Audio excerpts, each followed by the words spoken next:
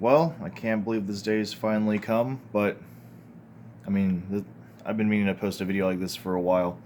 Um, Something like this probably doesn't mean anything to 99.9% of the people who watch this, but I mean, if you share the same opinions as I do about the game, then I mean, by all means, I'll leave the comment section open this time, and I want to know what you guys think. I mean, Cardfight Vanguard's been a game is a game that I've been playing since the early 2010s.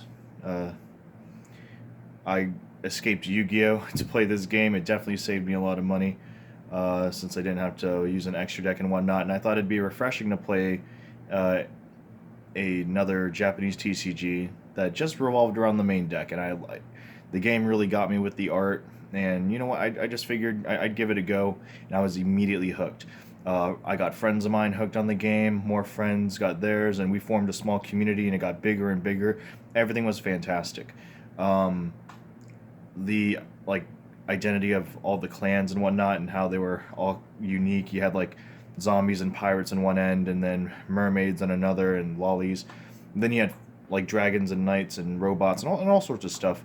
Um, I just thought it was a pretty unique diversity, and I liked the idea of clans and different playstyles depending on the clan, and then different playstyles that branch off within those clans. And all that was great up until I'd say Link Joker was released in set 13 of the original Vanguard series. That was pretty infamous. I mean, playing against an opponent who can lock your stuff and you having no answers to it at the time, that obviously sucked. But that wasn't the darkest time, and that wasn't the darkest timeline in Cardfight Vanguard by any means. Eventually, we would get answers to it, and let's see what else. After Limit Break format, we had Legion. Legion really sucked in my opinion because only like what 8 clans got decent support, and all the other clans were just in the shadows getting support via promos. It wasn't even support; it was just getting their Legion boss and their mate in promo packs. They're all very cheap anyway. You can just buy them online, but that just blew. And let's see. After that is G format. All right. So as you can see here, Harry is my favorite G deck. I fell in love with Pale Moon the moment that I saw Harry. I just thought it was a very interesting uh, deck to play. I love the keyword Magia. I was even more hype when I saw Lukia get back into the game, although she was very watered down. It just wasn't as good. G format's actually where I thought the game was taking a more um, well, not well, let's see, how can I phrase this. I didn't like the way that G format was going with the addition of the G zone and then even expanding upon the G zone, because it just meant that you had to invest more money into the game, and obviously like, as the game progresses you will eventually have to do that, um, like extra deck or not, but because of just new game mechanics and whatnot. But I mean, this is where it got really bad for most of my friends who eventually dropped out of the game, either early or mid G era, because they just couldn't keep up with the power creep and the just the necessity of the G zone. Like if you didn't have 4 of this one stride, you shouldn't be playing at all. If you didn't have like 1 or 2 of this specific G guardian, you're never gonna have great defenses when you try to G guard. You're like all the other options you have are just they're just not good, and all sorts of crap like that. And of course, like with G era, a lot of cards from older Vanguard skyrocketed in price because they had great synergies with cards in the G era. And I mean that's cool and all, but I mean we you should have prepared for that, to be honest. Like, just if you've ever played a card game, like let's say Magic. Magic's a fantastic example. There's always going to be an eternal format in a way, whether it's real or just with your play group, and then there's going to be the like up to date format, what you could call standard, I guess. I'll just keep referring to Magic because I think that works best. And if a lot of standard cards are being printed, and of course they'd have some decent synergies with older cards. I mean, you ought to keep them. Sure, it sucks when you have to sell your collection, then you have to buy the cards back when they go up, but I mean, that's that. Um, Me personally, I mean, as much as it hurt my friends, I wasn't affected too greatly with the G era thing. I was able to keep my head up high and afford a myriad of decks, and I've had a ton of fun. But when G era came to an end, that's when I thought that the game was going to die. I was like, okay, what are they going to do now? They were going to reboot it, and I was terrified of the reboot. I'm not going to lie. I didn't have any hopes for the reboot at first because I thought, wow, that's just why. And when I heard why they wanted to reboot the game, I kind of get it. The game was getting too difficult. There were a lot of things you had to know and how to play and all sorts of stuff, and it wasn't really gravitating towards new players, trying to get them into the game and whatnot. And I thought, okay, sure, you want to do a reboot just to get players into a new game, fine. You could.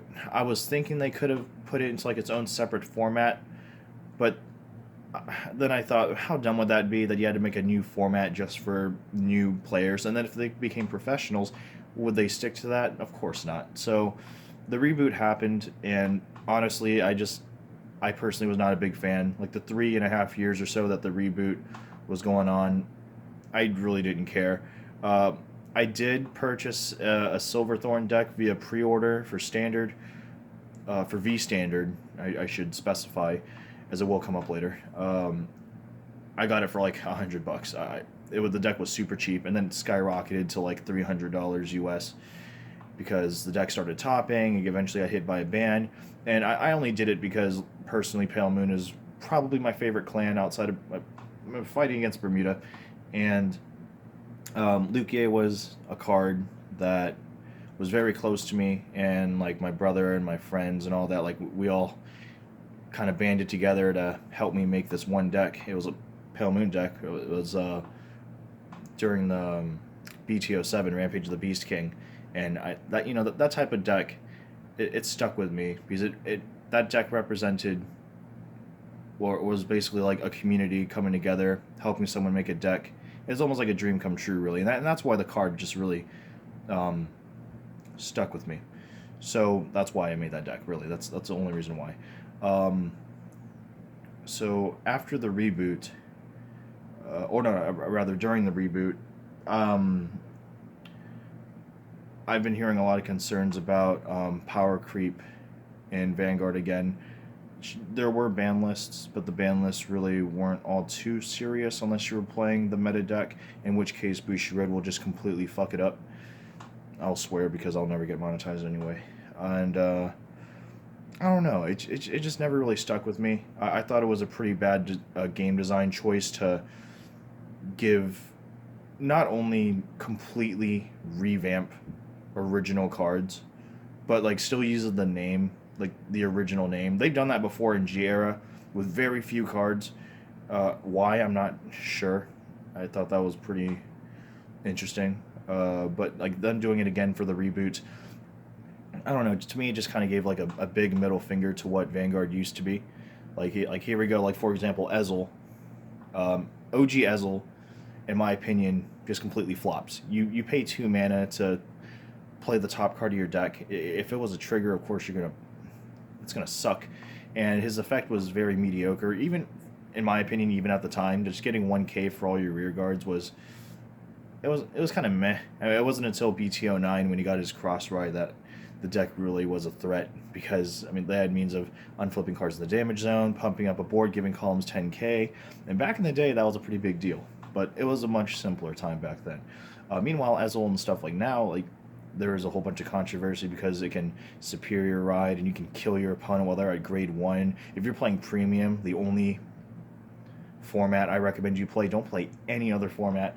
Of course, you could even stride while your opponent's at grade 1 if you had the damage for it. Shoot, you can even give yourself that damage, to be honest, with cards in the deck. And it was completely broken. Ban lists were destroying decks left and right, and I've seen people who survived through G era trying to make their trying to enjoy the game during the reboot, and then transitioning to premium again because they missed that G era feeling. They missed playing with strides and the cards that they kept and invested in, just quitting the game completely. Like even after all their hardships with other formats and the way that the game has evolved, it really sucked to see them last this long and then eventually go. Like I've never seen those people again, never played them again. Whenever I ask them if they would ever want to play or build a new deck or even just play a different format, I'll even invest to play in said format. They said no, it's just not worth the time or money. And for a while, I kind of agreed. I stopped building decks. I still own a ton. I have like 12 decks on me for premium, but I haven't played any of them in over a year because of the way that the game's been, especially with the current or not current metagame. The metagame's always evolving, but like if you can name 5 decks in premium, uh, like the top 5, I'm sure there's more than top 5, but like the top 5, let's say, just for me, yeah, if you're not playing any of those, you're going to have a pretty rough time. You could always still have fun, but compared again to Magic, like if the top 5 decks are like CEDH and the rest are just casual EDH, of course there's that difference, and that's where it sucked to view Vanguard in that way. I didn't want to have to view Vanguard as that card game that I loved playing all these for over 10 years now. As that game where, okay, I own all the CDH level decks, and anyone else I want to play against, let's say like 2 out of 5 games, they're playing like that casual deck. Oh, this person's playing Tachikaze Premium, I'm just going to pub stomp them. This person over here is playing Mega Colony, and they love Mega Colony. They've been playing Mega Colony for years. They're just going to lose every time because they just can't keep up. And I hated the feeling. So I, for a while, stopped playing the game, and I transitioned to Magic. I played a little bit of the Digimon TCG. I thought that was okay for like a month, and then I really got bored of it. But for now, I've just been transitioning to Magic. I've been playing a whole bunch of CDH and EDH. A little bit of Legacy Online, but I kind of lost my touch with it. It got a little boring in my opinion. And, well, that tangent aside, now we are at the Overdress era in Vanguard, and I kind of feel the same way about this as I did about the reboot. I'm totally sorry. Like, I think the idea is interesting. That doesn't necessarily mean good or horrible. Like, having factions in Vanguard now, sure, but we technically already had something like that. Like Grand Blue, Aqua Force, Bermuda Triangle, they were all under that Magicalina thingamajig. I don't know how to pronounce it to this day, but they were all under like that one nation. But now it's different clans entirely. Like if you look at the green one, Lord forbid I can't remember the name. So I don't know. Like you see some of the art, and like one of their best grade 3s is something that looks straight out of Grand Blue. And if you looked at it, and if I saw it and I saw like the color identity of the card, I'd be like, what? That does not look right at all. Not that it doesn't look good. It looks fantastic. I think the card design is awesome, or the art design rather. But yeah, no, it just kind of threw me off a bit. It's nothing I can't transition to if I really put the time into it. And I looked at the new card design. Bushiroad implemented like multiple tokens, different card zones, and different types of cards that weren't normal unit. Like they weren't really units. They were like some sort of action card. And I don't know. Like me personally, as like a Gen 1er of Vanguard, just trying to plug that Pokemon thing in. I wasn't really for it. I thought the game was fun as like OG Vanguard up until Legion and a decent portion of G. Once we got towards the end, it was really just getting a little. I can't wait for this to end and see what Bushiroad does next after G, because I'm starting to lose my grip with this game. And then the reboot came along, and that was just a no for me. I would play the cards for premium. I thought that was sure, why not? Just because I wanted to play the game and I didn't want to have to play trash G decks against, well, the current decks. So I mean that's the only reason why I played. I'll sound hypocritical, but I don't know. I don't have a script. I'm really just going off the rails on this, just to be open with why I haven't uploaded anything, and why, like, to any of my friends who watch this, why I just haven't been in touch with the game, or anyone who has played the game to talk about it. I don't know. Like, I pick up a deck, I set across my opponent at my local card shop, and the only thing I want to do is instantly scoop. Like, I'll play the one game, and then I'll just go play Magic or anything else, or just leave. As long as it wasn't Vanguard, because I don't know, it just wasn't fun anymore. Doing the same old thing. Like I said, like the meta and whatever you face. If it's a good opponent, you'll have a fair fight, I guess. I mean, I guess it really depends on what you're going up against. If you're faster and stronger, sure. If you're going up against those weaker decks, then of course you're just gonna pub stomp, and it doesn't feel very good.